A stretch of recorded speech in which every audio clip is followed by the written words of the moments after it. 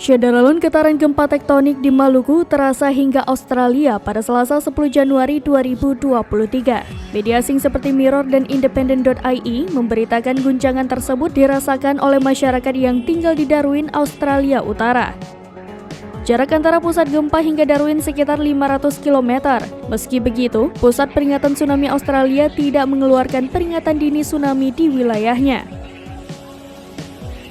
Selain masyarakat di Darwin, Australia yang merasakan guncangan, warga di Papua juga merasakan dampak dari gempa ini.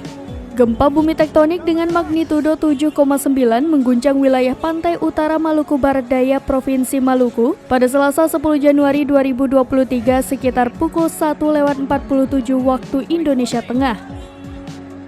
Hasil analisis Badan Meteorologi, Klimatologi, dan Geofisika menunjukkan gempa ini memiliki parameter update dengan magnitudo 7,5. Gempa juga terasa kuat hingga ke wilayah Kabupaten Timur Tengah Utara, Nusa Tenggara Timur. Menurut informasi yang dikeluarkan BMKG, gempa terletak pada koordinat 7,37 derajat lintang selatan dan 130,23 derajat bujur timur, atau tepatnya berlokasi di laut pada jarak 136 km arah barat Laut Maluku Tenggara Barat Maluku pada kedalaman 130 km.